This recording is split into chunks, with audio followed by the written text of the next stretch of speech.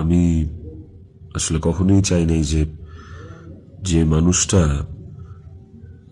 পৃথিবী থেকে চলে গেছে সেই মানুষটাকে নিয়ে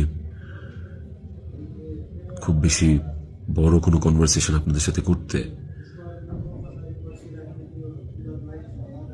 আমার ওয়াইফ ইকরা, ওই যেহেতু পৃথিবীতে নাই, ওরে নিয়ে এত ক্লিয়ারিফিকেশন, ওকে নিয়ে এত কনভারসেশন আমার কাছে মনে হয়েছে যে দরকার নাই।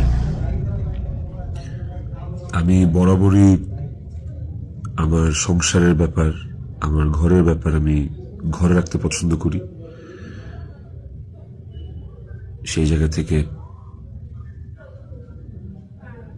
ওর মৃত্যুটা এমনিতেই আমাকে যে ট্রমা দিচ্ছে, ওর মৃত্যুটা আমাকে আসলে মানে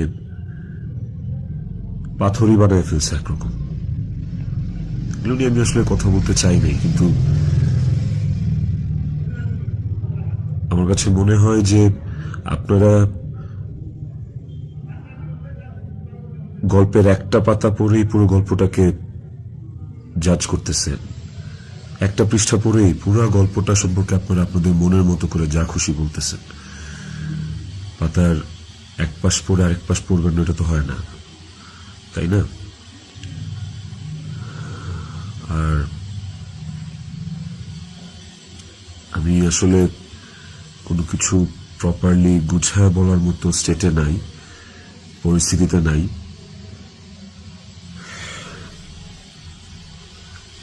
আপনাদেরকে আমি কয়েকটা কোয়েশ্চেন অ্যান্সার দেওয়ার জন্য আসলে ভিডিওটা করতেছি,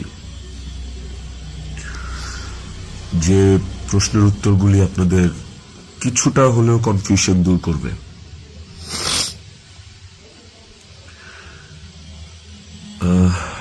শেষ প্রশ্নটা থেকেই আসি আপনাদের। আমি এই ভিডিওতে সবকিছু ক্লিয়ার করবো, এভরিথিং। আমি আপনাদের প্রত্যেকটা প্রশ্নেরই উত্তর দেওয়ার চেষ্টা করব।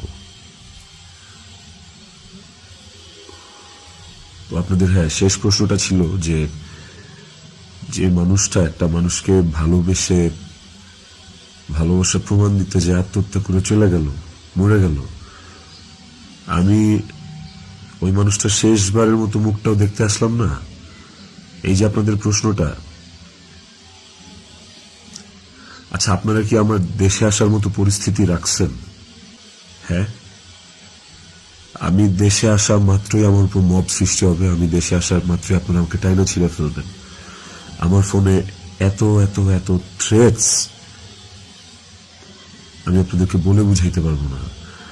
আমার কাছে এমন ইনফরমেশন আসছে যে এয়ারপোর্টের বাইরে লোক রেডি করা আছে, আমি যাওয়া মাত্রই they will gonna hit me, they will gonna kill me.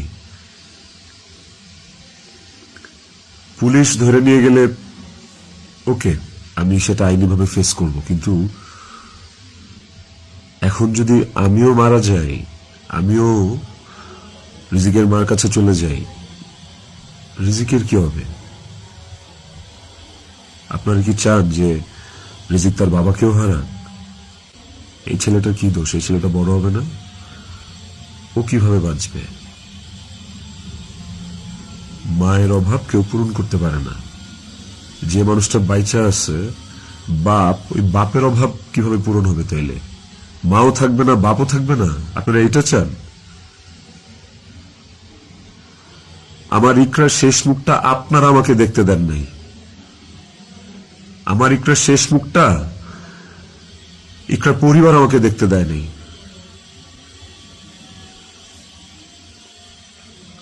16 বছর সংসার করছি, 16 বছর একটা শত্রুর সাথেও যদি কেউ এক ছাদের নিচে থাকে, সে মারা গেলে তার চেহারাটা দেখার জন্য ছটফট করে মানুষ। আর আমার বউ ছিল, আমি ভালোবাসা তার বিয়ে করছি, ওই মানুষটা মারা গেছে, তার শেষবারের মতো তার চেহারাটা আমি দেখবো না?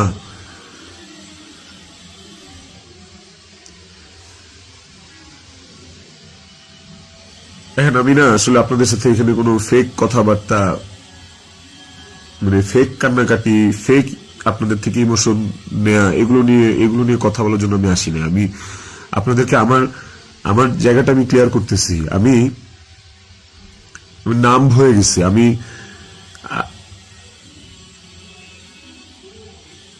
আমারও মনে হয় যে আমি যে কোনো সময় কোনো একটা দুর্ঘটনা ঘটায় ফেলতে পারি, বাট ওই মুহূর্তে যখন রিজিকের ফেসটা আমার চোখের সামনে আসে না, আমি নিজেকে শক্ত না করা ছাড়া আমি কোনো উপায় দেখি না।